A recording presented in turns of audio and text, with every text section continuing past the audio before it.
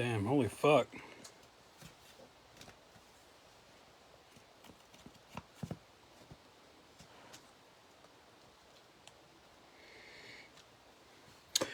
Hey guys, so I'm back. I went out of town this weekend. Just got back in yesterday. We had a long weekend, or my wife had a long weekend, so we went to Atlanta. I'm actually from there. Some of y'all know that, some don't. But yeah, we went to a concert and just did, fun Atlanta things. It's always nice to go back over there. It's about 2.5 hour drive from where I live, so home isn't very far away. Today we're gonna take you in and show you all these advertisements from Tops. I have hundreds and hundreds of them. There's even some GPK in here. I'll show you one real quick. And I should have grabbed my other binder that has more GPK in it, because they don't all fit in this one binder. This binder is full. If these binders get too big, they well, you can tell that this one's to the max. See where that little bend is in the little ring? No pages should be above that, right? But anyway. So today's topic is about sort of like I've told the story about when I first saw Garbage Pail Kids, but as an adult, what got me back into collecting? What was that trigger? What was that awakening? I actually told this story last night to a group chat, and so I thought I'd turn it into a topic today. So I want you to think back when you got back into collecting. Remember, we also talked about in another video the dark age, when you did not collect Garbage Pail Kids. From the time you were a child to the time you're an adult, that we call that the dark age. So think back to when your dark age ended. What was the trigger? So I'm going to tell that story today. Again, meanwhile, while I tell the story, we're going to look through this pretty awesome archive, maybe the best archive of candy advertising. A lot of it is Tops, and there is some GPK put in here as well. So what got me back into GPK as an adult? I was around 30 years old, 29, 30, and I blame it on my daughter. My daughter at the time was in like pre-K, going to kindergarten. This is a real cool piece, by the way. This is a 1985. This is the year Garbage Pail Kids came out, right? Push Pops, love the 80s checkerboard. This is a special exclusive folder that only dealers got. Super cool. But anyway, so my daughter, being at that age, that 4 to 5, such a fun age. I don't know if you have kids, but as a dad, or there might be ladies in here as a mom, whatever, we buy toys for our children, right? And so, when I was in my 20s, I didn't go to Walmart and look at the toy section. Like, not seriously, like, look at it. But when I had a child, it put me back really looking closely in the toy sections. Oh, these are beautiful, by the way. These are Tops Garbage Candy original ads. This one's from 1979. Or it might be 78 because it's promoting a 79 product. Now we're in 1980. I was 5 years old when this came out. It looks like a duplicate, but notice the bottom has different lettering. So as we go through, you'll see they change. But being a dad really is what triggered me getting back into GPK. So what happened was, I wanted my daughter to see all the Star Wars movies, and so I had them on VHS. Believe it or not, I had them on VHS. I had like the trilogy, the trilogy on VHS, the remasters that Lucas put out. And so we looked at those, and plus around that time, in 1999, episode 1 came out. Now, my daughter wasn't born then, But then episode 2 came out. I didn't take her to see that either. But when episode 3 came out, Revenge of the Sith, that was 2005, she was at that perfect age. She was at the age I was when Star Wars came out in the 1970s. So what happened was, we both fell in love with Revenge of the Sith. That 2005 movie, Revenge of the Sith, the Star Wars Episode 3 movie.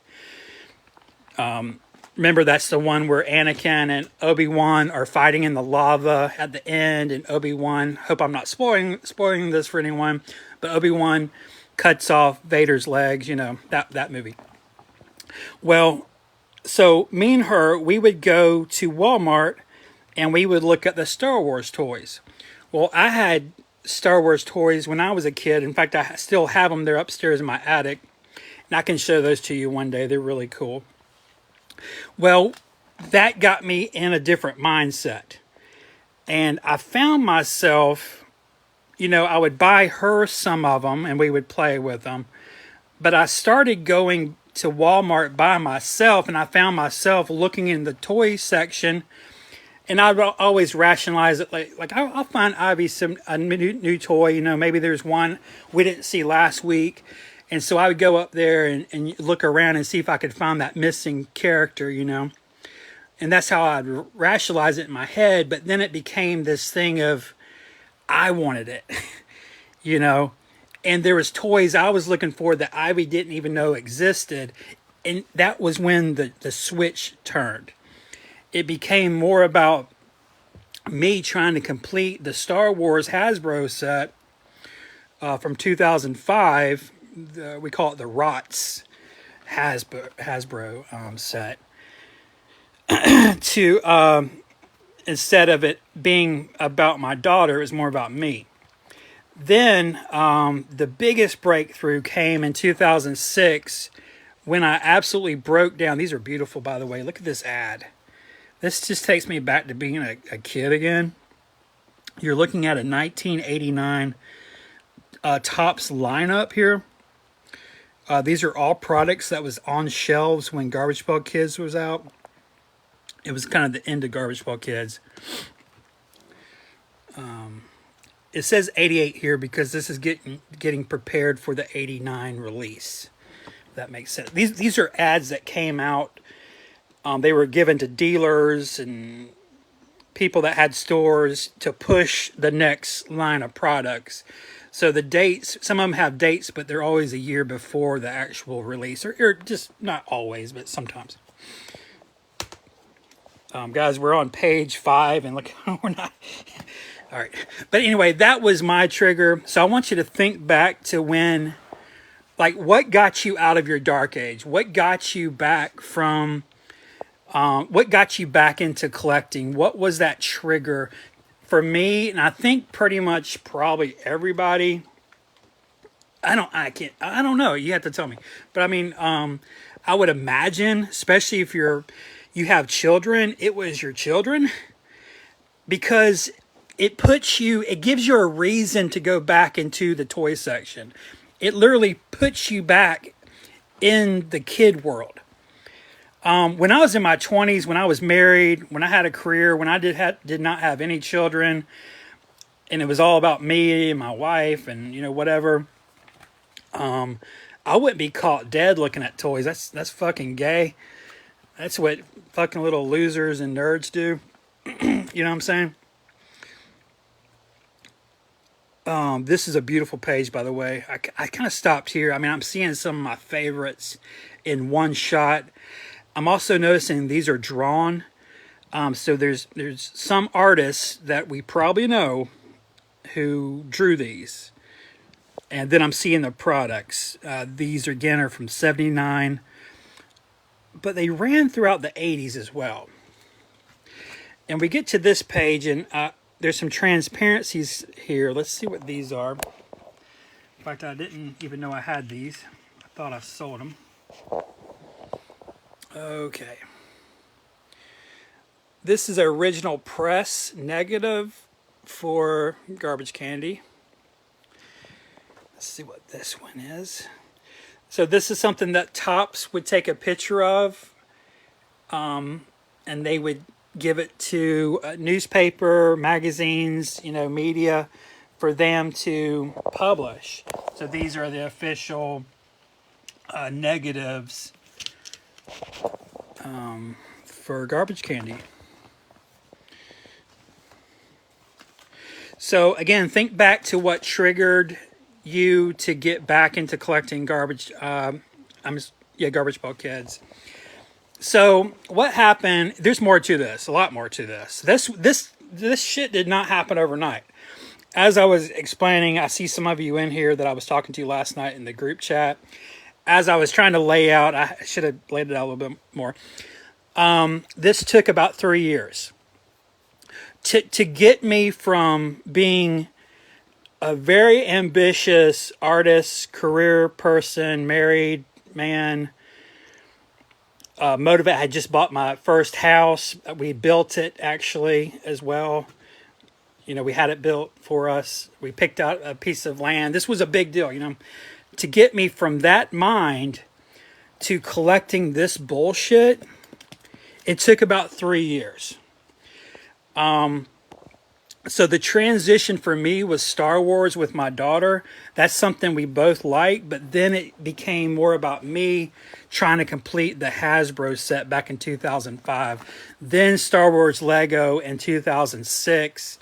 And by then, I was hunting on the internet for rare Star Wars collectibles.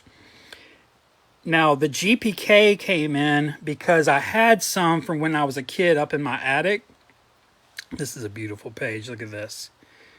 I mean, you're just seeing Topps and how it used to be. I mean, nowadays, Topps only makes Bazooka gum. So, I mean, we see Bazooka, but like they had more gum products back in the day. Now they just have that Bazooka brand. And they still put out Ring Pop, Juicy Drop Pop, Push Pop, right? They still put those out, but it's been so narrowed down. It's been so just concisely pared down. What's missing in today's world are these really bright novelty packaging and fun shapes and themes. This is just amazing here. When we see pages like this, this is telling the dealer how to purchase it, like what you're actually buying. So this is telling the dealer, by the way, look at the cool margin. So this is telling the dealer, who to call, who to fax your order into, the product name, the product number, which aligns to the catalog sheets. Tells you what you're getting, what a unit should be selling for. Back in the day, they were 40 cents. This would be 1985-ish. And what you could expect. The thought of having a whole case of 1980 garbage candy, 24 boxes in a case, is making me sweat a little bit. This is 1986 boombox candy. Absolutely incredible. You're looking at a Ghetto Blaster novelty candy. Inside were candy shaped as tape decks, or cassette tapes, rather. This is from Mark Newgarden. You know who that is, right? This is from the mind. This is from the same mind. Jay Lynch designed Munchie Mombies. Art Spiegelman designed the garbage candy can.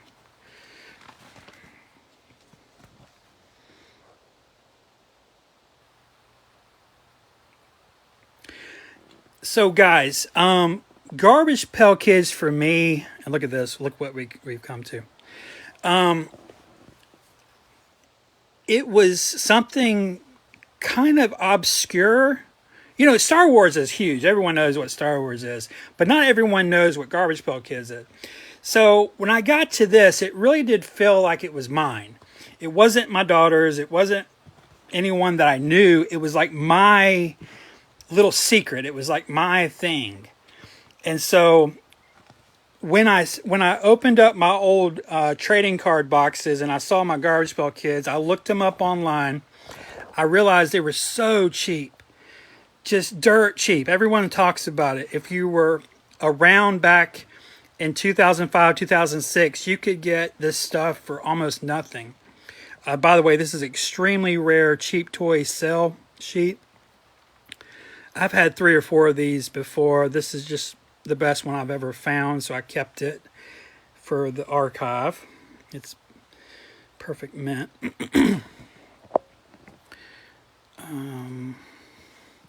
This is an original. This is not some bullshit copy. This is the real deal. This is a 1990.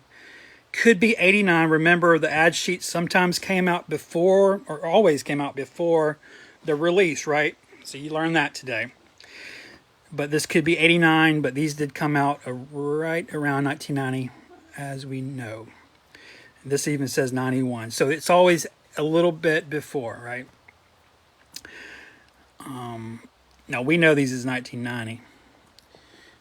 Yeah, beautiful. Dirty Laundry, one of my all-time favorites. This is 1984 now.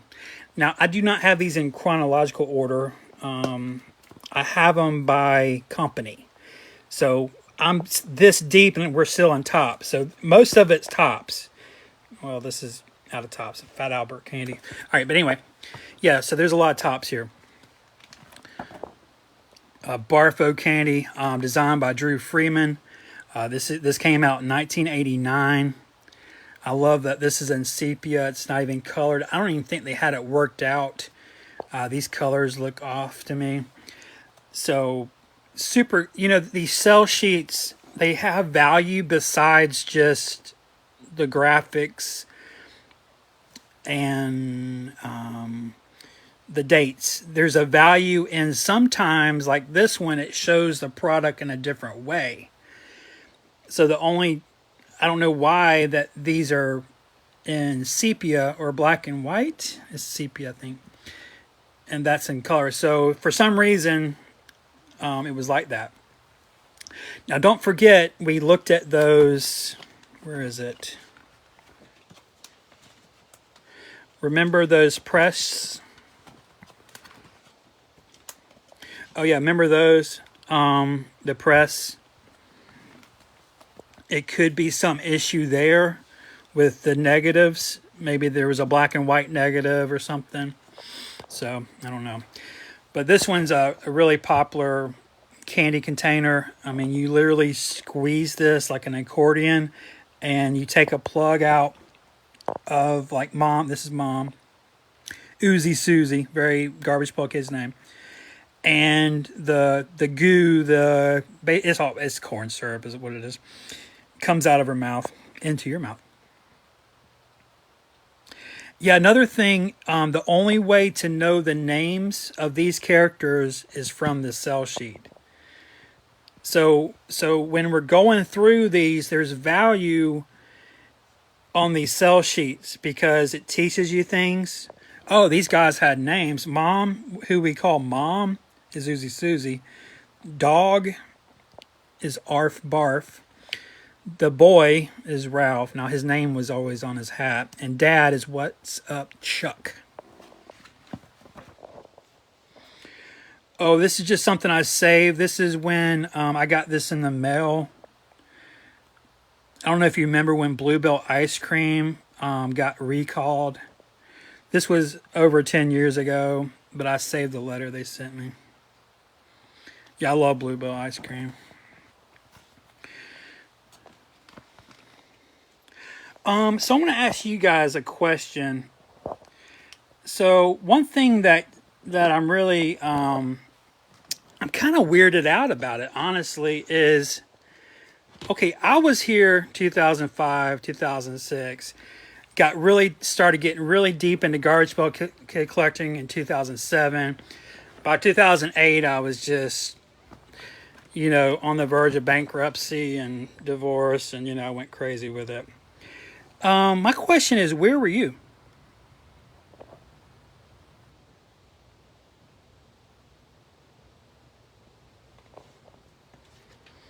Where were you? What year did you come in?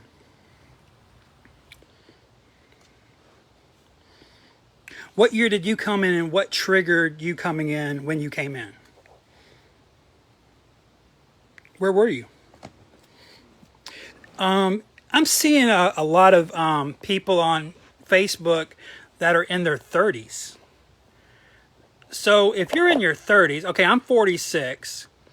I've already told you the exact date I saw Garbage Pail Kids. Remember, it was December of 1986, right?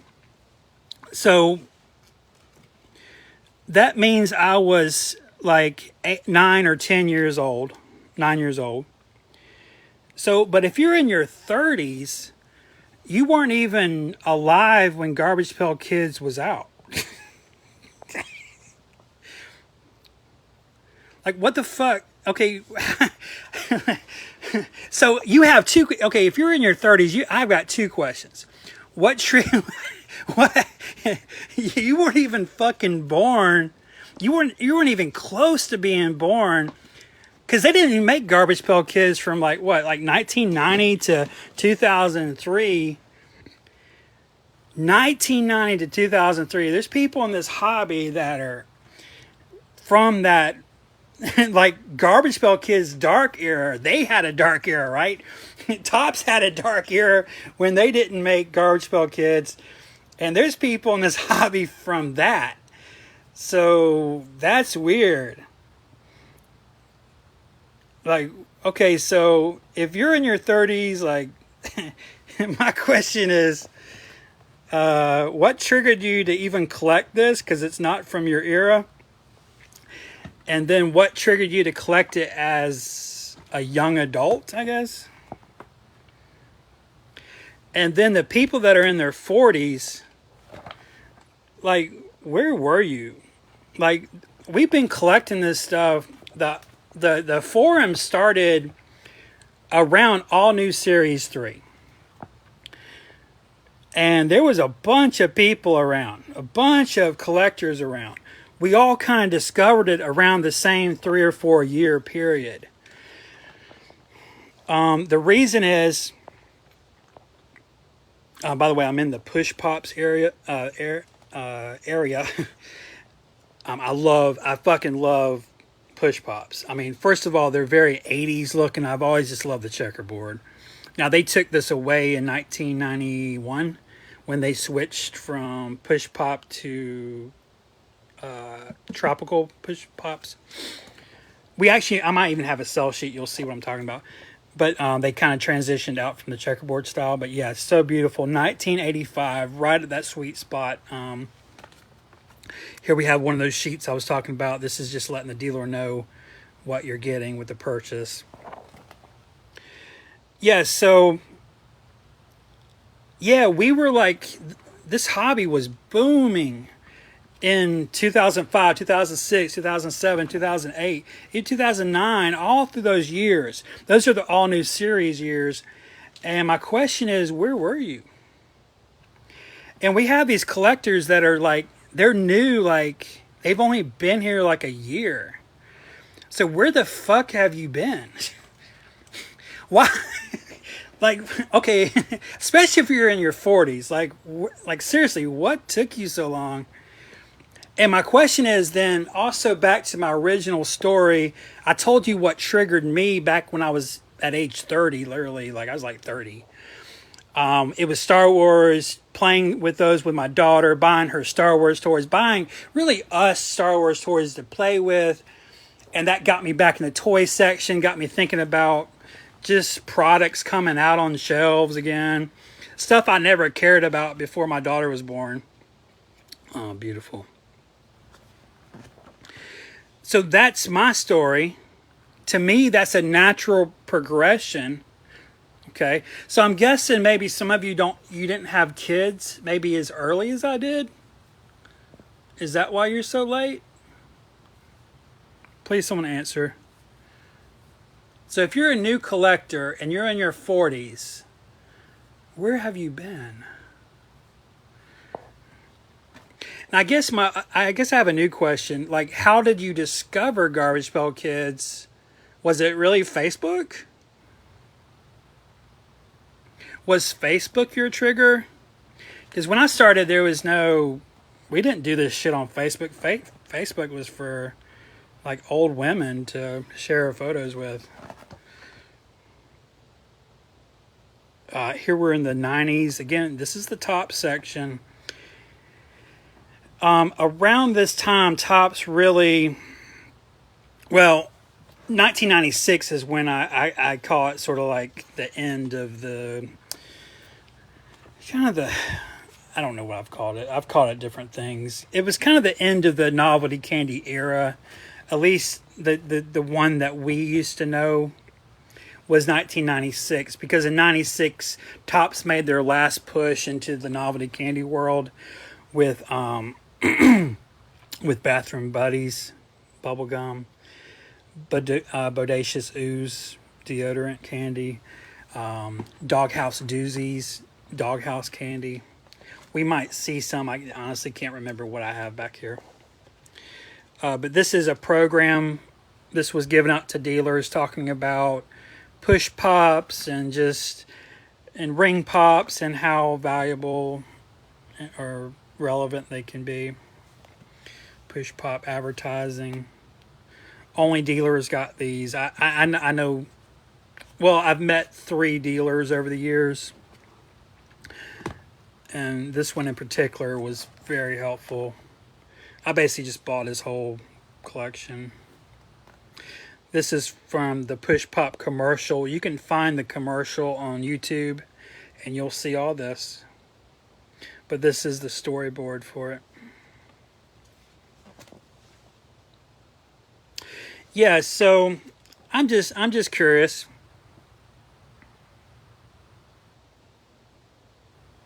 I mean, just some of y'all are so late. Just so late.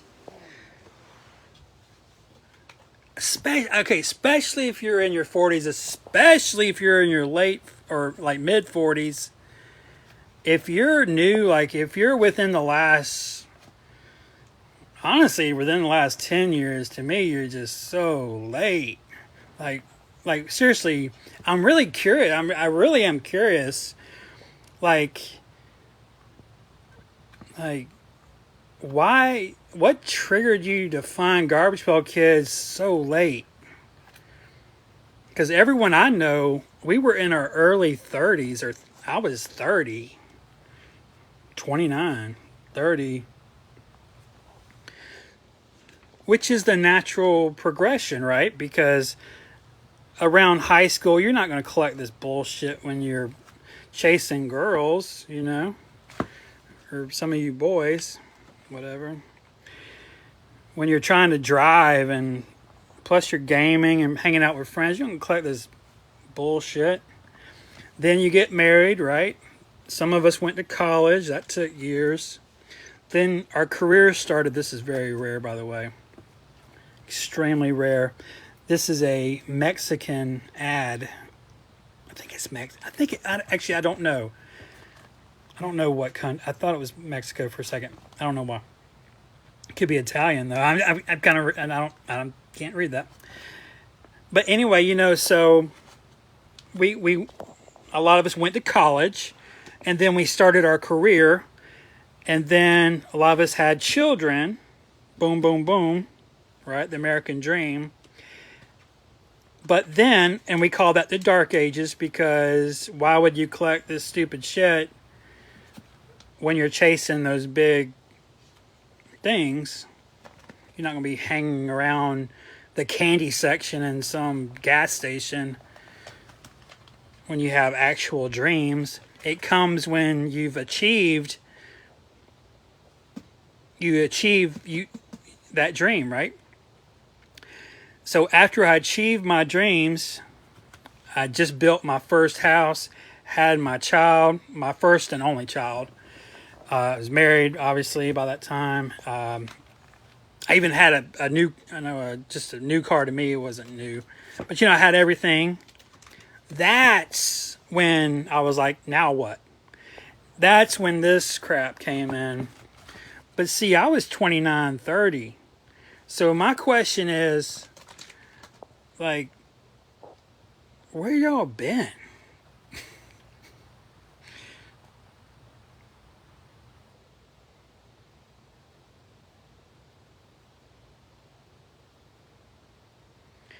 This is incredible. This is an actual photograph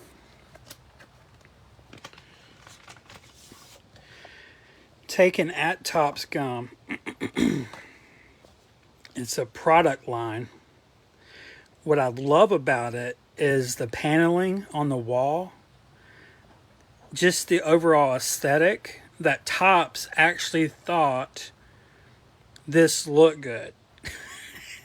They they produced this photograph. By the way, just a big photograph, right? Nice, really nice piece. It's been yellowed over time. There's no way this is what it looked like back in the day. This thing is yellowed. Excuse me. In fact, I'm seeing things from the late 70s here. I wish I could see that baseball. That could either be a 79 or 80, I believe. Correct me if I'm wrong. But yeah, such a rare photograph there. Here we have another actual photograph from Topps Gum. Here we can see the colors are better. That's what I was talking about. Extremely rare piece. What I love is that paneling. This must have been somewhere in Topps Gum. They must have had some room with that old 70s paneling. Well, back then it wasn't old. That's when this was taken. Yeah, Gum Nicks. This is a 70s item. I'm seeing a lot of just 70s. Oh, here you go.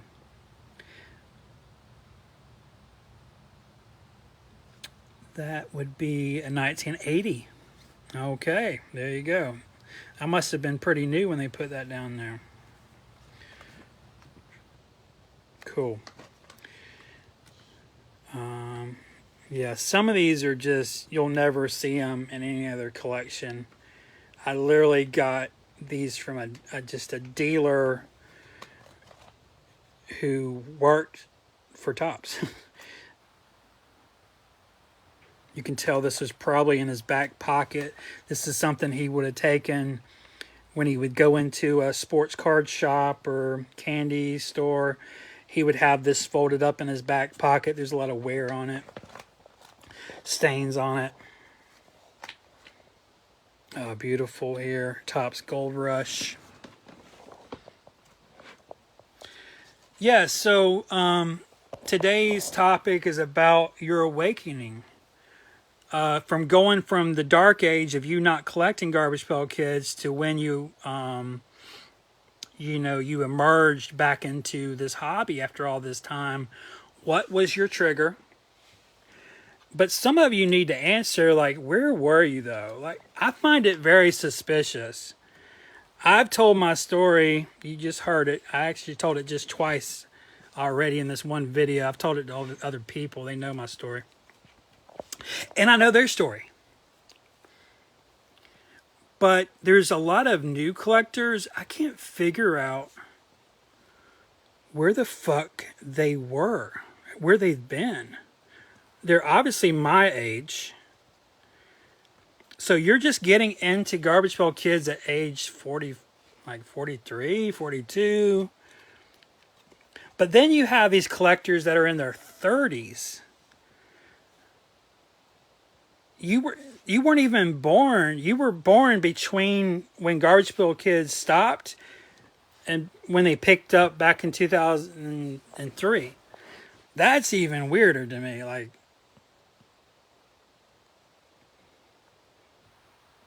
yeah, I would love to have people tell me just where you were this whole time. Was it really Facebook? Was that how you discovered Garbage Pail Kids again? That was your trigger? My trigger was the candy section when I was a new dad. And Star Wars. Star Wars, man. Star Wars, to me, Star Wars is life, dude. If I could choose Star Wars or GPK, I'd always choose Star Wars. To me, there's nothing better than Star Wars. It's just, to me, it's just like, it just feels like a part of my life. That's really like a part of my story. But definitely love Garbage Pail Kids. But I mean, Star Wars. To me, everything kind of began with Star Wars. Even when I was like a young child, you know, Star Wars kind of created this whole genre of collecting toys in, you know, in a mass what kind of way, you know, with just normal people, not just little weirdo. You know, because you always had like weirdo people who collect, you know, just random little toy lines. But you know, but millions and millions of kids across America was collecting Star Wars. And just like with GPK, there was millions and millions collecting GPK. So that whole mass collecting zeitgeist started with Star Wars back in the 1970s, back when we were young children, or some of us. Some of you, I don't know, because I don't know. I've always been kind of weirded out by, I don't know, man. I mean, strangers, of course, people that you don't know, people that I don't know, is always going to be strange to me, right? Because I don't know you. But I'll read people's posts, and I can tell they don't know what the fuck they're talking about. A lot of you are probably seeing this stuff for the first time because you weren't fucking alive when this came out. But if you were not alive when Crunchy Lunch was out on the shelves, that means you weren't alive when Garbage Pail Kids was out on the shelves. This was out at the same time. Look, you remember that? Remember the lunchbox? Now, some people thought they were treasure chests. And in Canada, O-Pee-Chee did make a treasure chest out of the same mold. Now, you might not remember this. This is very late 70s. I was alive when this came out. Big Tooth. Yeah. Very prolific candy container. Beautiful. Oh, this is a catalog. I'll take it out real quick. Let's see here. Or a brochure. Honestly, it's been a while since I've looked in here. Oh, what a piece. A double page dragon's teeth. Oh, those holes that were the eyes became the nostrils on this graphic. Beautiful. Just look at, someone drew this, you know, someone designed this, and someone at Topps. I believe this was 1980. Could be wrong. Could be 81. No fucking date, of course, when you need one. Could be 79 though. But it's got to be one of those 3 years. So that means Art Spiegelman. Newgarden was, when did he come in? He was still just a young guy, straight out of college. He could have been involved. Yeah. Same mind as Garbage Pail Kids. This was made only made once during Christmas of 1984. Extremely rare. I do not have these bags. I've never seen these bags. I don't know anyone that owns these bags or ever even seen these bags. No one's seen this box. That's how rare this thing is. In fact, I've never even seen this sell sheet. I think I have the only one. That's how rare this whole gum line by Topps is. Incredible piece here. It's showing you how to pour money and gum to mix it up to make whoosh, a phenomena of profits and success, yeah? Beautiful. Love the black background. We're seeing the entire product line from Topps. I made this mistake about 20 minutes ago when I think I said it was 79, but this could be 80. A lot of these are dancing around the late 70s and the early 80s. It's hard to place dates on them because there's no dates on them, you know. So it's up to me and the 5 other people that care about this part of Topps history to piece together this narrative, this story, this history of Topps gum. Back in the 80s, mind you, when we were alive, most of us, right? We were children, right? This is a part of our life. Didn't you buy these? Remember the little skates? Had the little, you open it up, had the little wheels in it. Remember that? Anybody? Anybody? Anybody? Anybody? Remember these? Remember the arcade? They're made out of cardboard. They're literally this big. They're actually I measured one to sell. I believe it's 4¼ inches tall. All your favorites from the arcade. Anyone go to the arcade in the 80s? These were made the same year. These were real arcade cases in arcade, stores or whatever. Cubert. Man, great stuff. Again, from the same mind that made Garbage Pail Kids. Yeah, so think back to what was your awakening? I asked you before to think about your dark period. When were you not collecting Garbage Pail Kids and why? What were you doing in that time?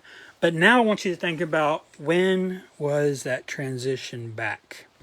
For me, it was being just back in the stores, back looking at toys, and just kind of getting back in touch with some things I remembered.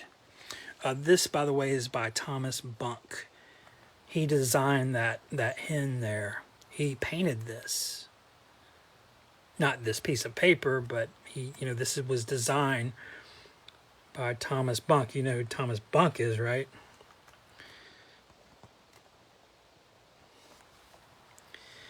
Oh, wow. A very rare date, 1985. Dirty Laundry candy.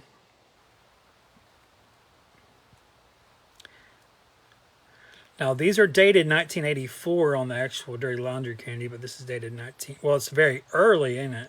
It's around the first of the year. By the way, this is before Garbage Pail Kids came out. This is, when they come out? Wasn't it kind of later, 1985, I believe it was? Anybody know any history at all? Back here we have, oh, look at that beautiful 80s logo here.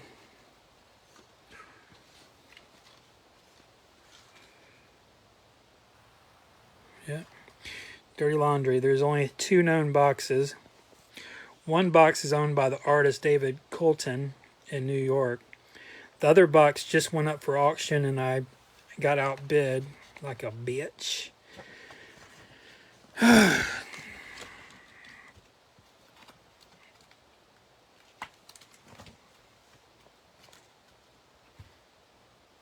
Pluggo was also designed by David Colston. I can tell it's the same kind of cartoon style.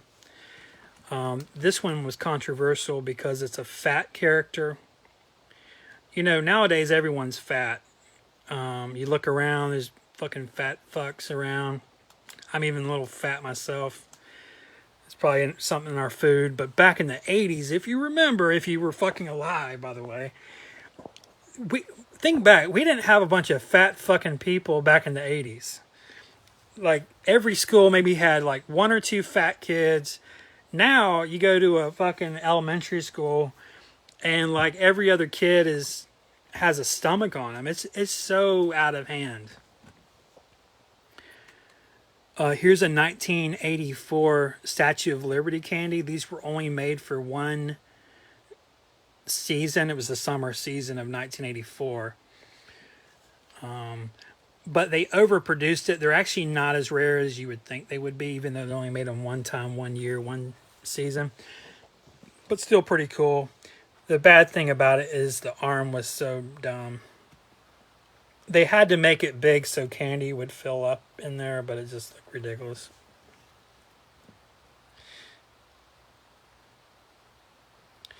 Smurf rocks, that's pretty amazing. I still don't have the set of them. There should be 6 in the complete character set. I think I have 4 of them. They're hard as hell to find, man. They're very rare. 1983 tops. Pink Lemonade, you might remember that one.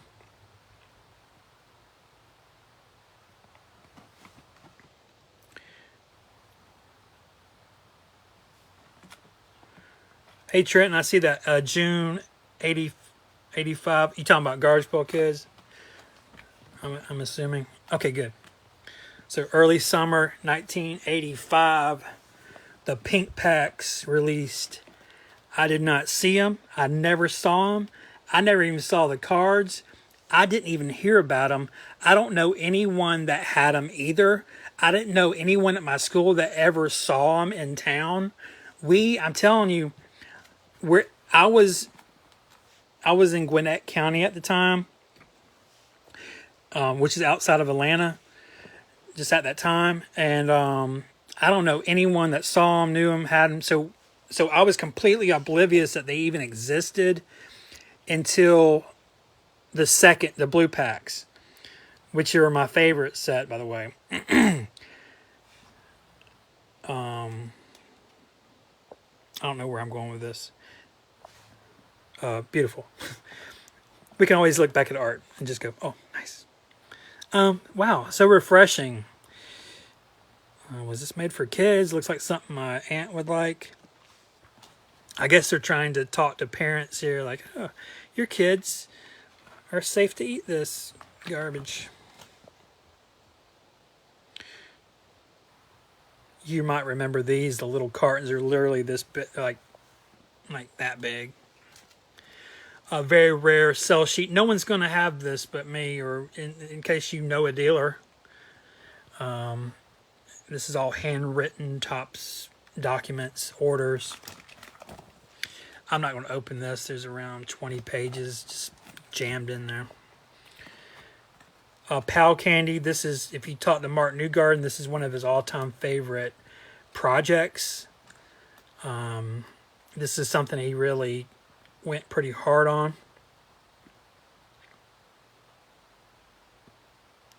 Not sure who actually ended up painting or who designed this little cartoon guy. In fact, I don't recognize the art. Could have been a contract piece, but still, Mark was definitely the producer of it. No one, well, actually, I do have the box. Yeah, I do have the box somewhere. Love that little window cutout. Yeah, this is something we can finish up on another day. I've kind of gone over my topic a few times. I keep seeing people join. So today's topic is just thinking back to like what got you back as an adult into collecting? Was it Facebook?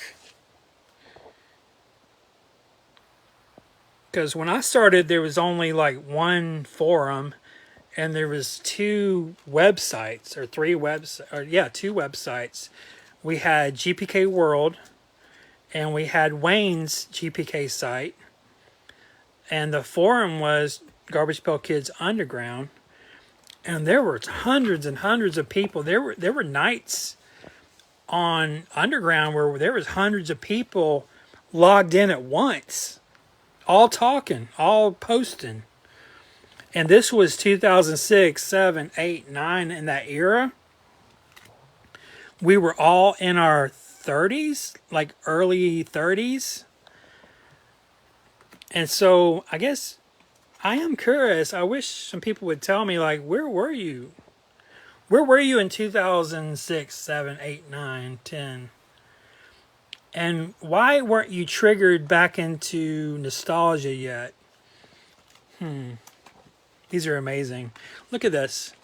Sorry, I'm just talking. Let's see. Okay, RoboCop. Now, these came out in RoboCop 2. I don't know why they don't have a 2 on here, because this is from RoboCop 2. But yeah, really cool. Look how he's holding a gun. This was made for children. This is stuff they could get away with back in the day.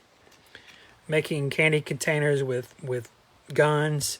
There's even a Howard the Duck. I don't think I had the sell sheet. I don't think there is one, but He's smoking a fucking cigar or a cigarette.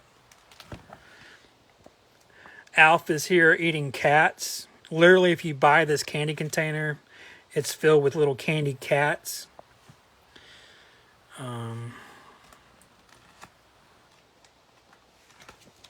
We're looking through my ad archive.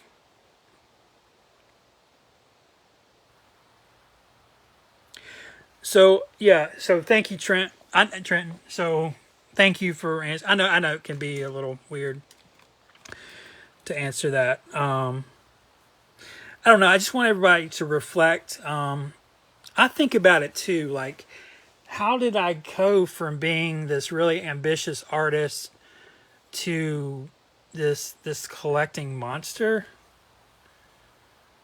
It's gotten so out of hand. Like, had you told me when I was in my 20s, that in my 40s, that I would spend my 30s, I spent my 30s just buying this shit, dude. And now I'm past the midway point in my 40s. I'm still collecting this bullshit.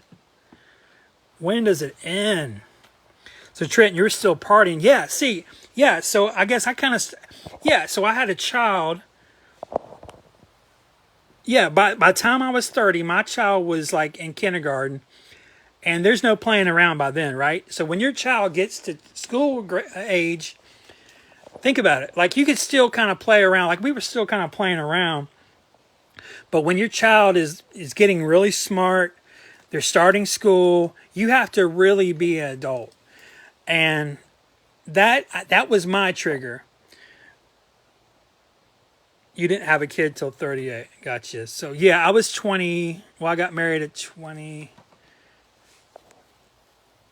Oh, I had her at 26. I was 26, 27. Okay, I'm skipping through stuff talking. Let's see, what did we skip? The very beautiful Superfly candy. I used to own this box like an idiot. I sold it. The art on this thing,